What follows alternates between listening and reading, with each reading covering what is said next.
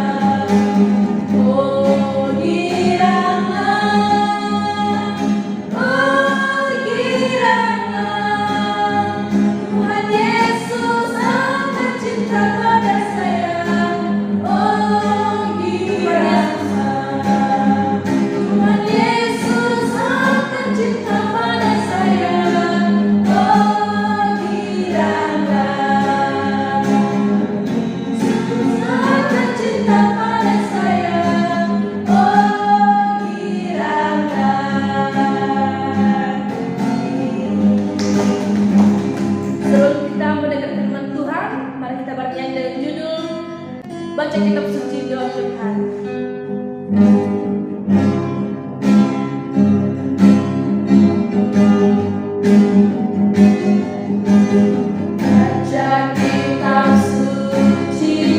Doa tiap hari.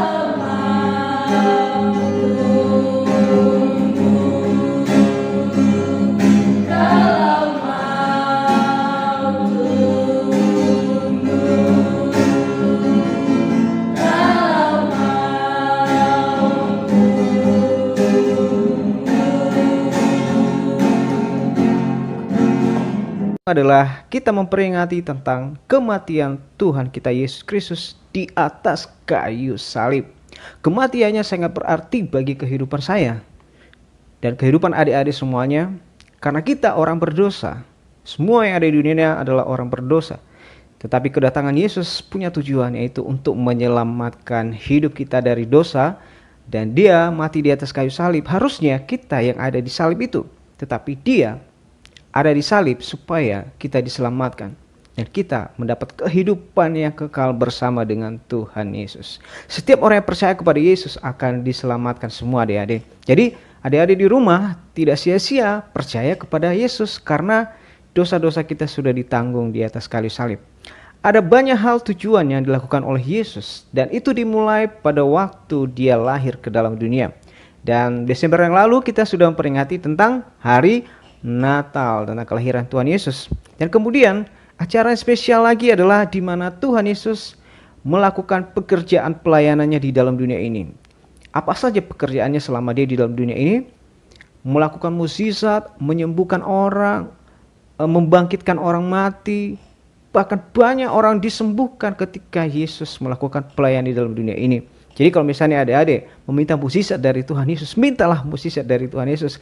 Karena dia adalah sumber kekuatan dan sumber pengharapan dan mampu menyembuhkan kita dari segala penyakit kita. Tidak ada yang mustahil bagi Tuhan Yesus. Makanya adik-adik di rumah, kalau berdoa kepada Tuhan Yesus jangan segan-segan. Ya, jangan malu-malu kalau disuruh berdoa. Minta, Tuhan Yesus sembuhkan saya, pulihkan hidup saya. Saya ingin mengikuti Tuhan Yesus seumur hidup saya. Jadi adik-adik, sekarang ini kita memperingati tentang kematian daripada Tuhan kita Yesus Kristus. Kematiannya sangat menyakitkan. Darahnya keluar dari tubuhnya, jadi cambuk, dipukul oleh serdadu-serdadu daripada Romawi. Semua karena apa? Karena kita yang berdosa ini. Supaya kita diselamatkan. Semua karena apa? Karena kasihnya kepada adik-adik semua. Yang misalnya adik-adik di rumah banyak kesalahan. Dosa apa sebenarnya yang banyak dilakukan manusia? Misalnya suka berbohong, itu dosa. Belum lagi kesalahan-kesalahan lagi. Misalnya suka melawan orang tua, itu kesalahan. Itu dosa.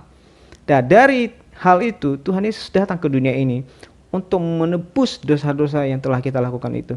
Karena upah dosa adalah kematian, yaitu maut. Jadi supaya kita tidak mati di dalam dosa kita, Yesus mati di atas kayu salib menggantikan kita. Harusnya adik-adik dan saya yang ada di dalam penderitaan itu, kita yang dicambuk, kita yang dipukuli, harusnya kita. Tetapi Tuhan Yesus menggantikan penderitaan kita. Dia menggantikan dirinya supaya kita diselamatkan. Kita akan saksikan bagaimana perjalanan penderitaan Yesus di atas kayu salib.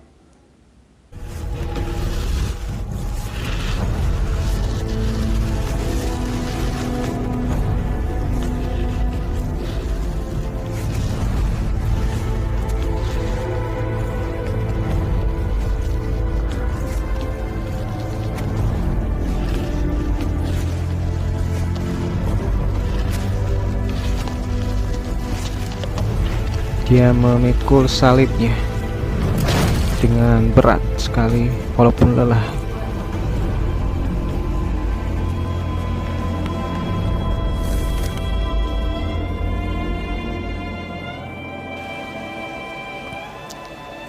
Lihatlah, aduh, tangannya dipaku.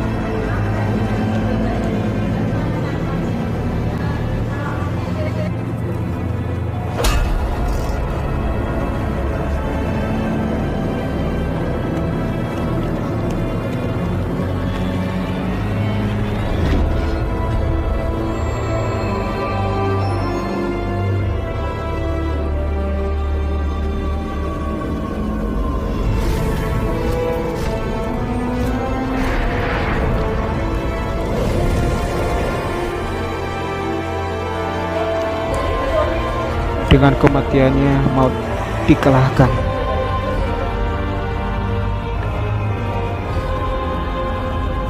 Pilatus perintahkan agar tanda ini bisa dilihat oleh semua orang. Tulisan itu apa artinya? Bahasa Ibrani, Yunani, dan Latin artinya Yesus dari Nazaret, Raja orang Yahudi. Bapa, ampunilah mereka, karena mereka tidak tahu apa yang mereka perbuat. Tidak. Semua orang menangis. Inilah anakmu. Yohanes, itulah ibumu. Mulai hari ini, aku akan menjaganya seperti ibuku sendiri.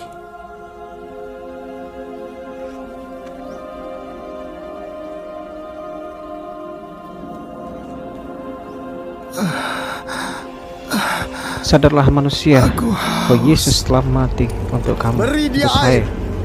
Aku punya anggur asam.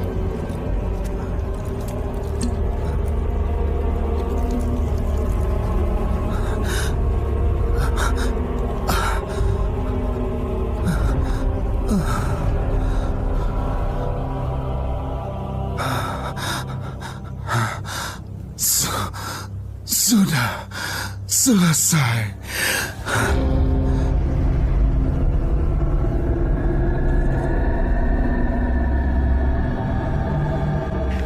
Lalu terjadilah gempa bumi yang sangat dahsyat.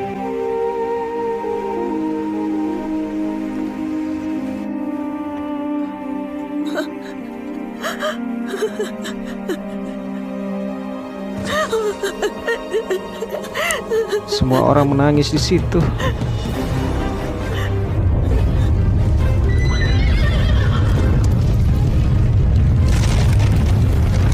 Semua orang ketakutan karena gempa bumi itu. Bait suci terbelah menjadi dua. Lihat, bait suci itu.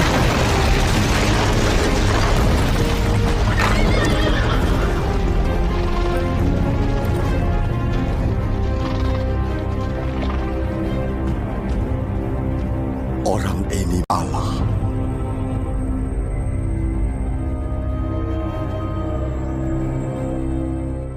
Nah, adik-adik tadi sudah melihat videonya gimana penderitaan Yesus di kayu salib, adik-adik semuanya.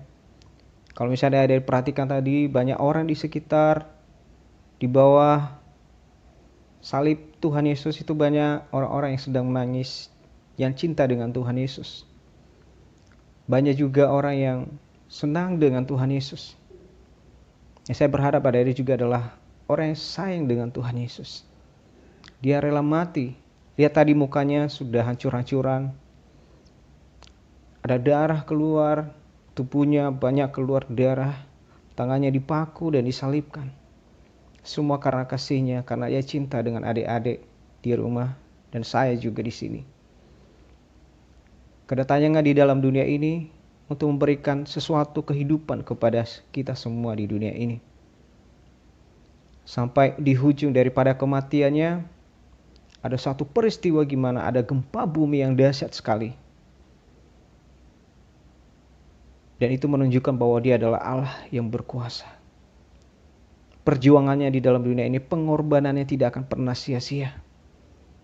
Dia melakukan semua itu buat saudara, buat adik-adik di rumah, dan saya juga. Penderitaannya itu sangat berarti buat saya dan buat adik-adik semua di rumah. Nanti kita akan melihat pada hari yang ketiga, dia bangkit dan menjamin keselamatan bagi kita, bahwa ada tempat di surga kelak. Kita akan bersama-sama dengan Tuhan Yesus. Asal adik-adik percaya saja sama Tuhan Yesus. Tuhan tidak menuntut banyak hal kepada adik-adik semua. Tuhan hanya menuntut adik-adik menjadi miliknya, menjadi anak Tuhan Yesus yang baik, yang percaya kepada Yesus, yang setia. Tuhan Yesus tidak meminta pengorbanan banyak kepada adik-adik semuanya. Jangankan pengorbanan harta benda, kekayaan. Tuhan Yesus hanya meminta adik-adik untuk percaya, menjadi anak Tuhan Yesus yang baik. Jadi kita belajar untuk menghargai pengorbanan Tuhan Yesus di atas kayu salib. Kita tidak bisa membalas kebaikan Tuhan Yesus. Kita hanya bisa belajar untuk berkorban seperti Yesus lakukan kepada kita. Jangankan pengorbanan yang besar, menjadi anak yang baik, itu saja yang terbaik dalam kehidupan kita. Adik-adik kelak nanti akan menjadi dewasa, akan tahu artinya pengorbanan, kesetiaan, kasih. Kalau misalnya ada orang yang menegur adik-adik, jangan marah. Teguran itu baik untuk bisa membuat kita semakin baik, semakin menjadi anak yang pintar di dalam Tuhan Yesus. Adik-adik di rumah, biarlah Jumat Agung ini sangat penting buat adik-adik semuanya. Kematian Tuhan Yesus, kita memperingatan hari ini. Biarlah Tuhan Yesus kita minta ada di dalam hati kita, di dalam hati adik-adik di rumah, supaya apapun yang menjadi persoalan hidup adik-adik, ada suatu jalan keluar.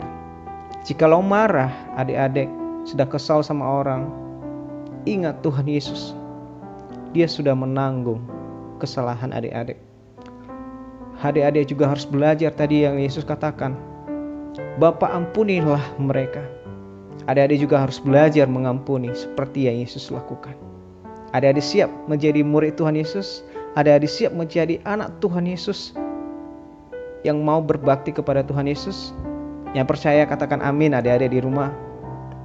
Hari ini kita bisa melihat bahwa semua yang Yesus lakukan membuat kita semakin cinta dengan Tuhan Yesus. Tidak ada duanya di dunia ini. Kita akan berdoa. Terima kasih Tuhan, pada saat hari ini kami sudah mendengarkan firman-Mu, di mana Tuhan Yesus telah berkorban bagi kami. Darah-Mu tercurah bagi kami supaya kami diselamatkan. Kami mau menjadi anak yang baik Tuhan. Kami mau menjadi anak-Mu Tuhan Yesus. Ketika kami salah, Tuhan tegur kami melalui firman-Mu. Ketika kami melakukan kecerobohan dalam hidup kami, Tuhan Yesus tegur kami Bapa, supaya kami menjadi anak yang pintar, anak yang berbakti kepada orang tua kami, dan terlebih menjadi anak Tuhan Yesus yang luar biasa, bisa memberkati banyak orang, dan setia kepada Tuhan Yesus sampai seumur hidup kami. Datanglah pada kami Tuhan Yesus, jamah kami semua, supaya kami luar biasa bersama-Mu. Oleh darah-Mu dan pengorbanan-Mu kami diselamatkan hari ini dan sampai selama-lamanya. Haleluya, amin. Tuhan Yesus memberkati. Halo, shalom adik-adik semua. Kita sudah mendengarkan firman Tuhan. Nah, sekarang kita akan membuat aktivitas kita. Aktivitas kita kakak sudah bagikan kepada adik-adik semua. Kita akan membuat aktivitas kita seperti ini. Nah, semua ini kakak udah bagikan kepada adik-adik semua. Nah, sekarang kita mau siapkan alat-alatnya yang kita perlu. Gunting, sama kalau ada untuk ngecat di tangan kita. Catnya yang ini. Kalau ada punya kuas di rumah, nanti adik-adik bisa pakai kuas untuk ngecat di tangannya. Oke, sekarang kita akan menggunting ini ya adik-adik.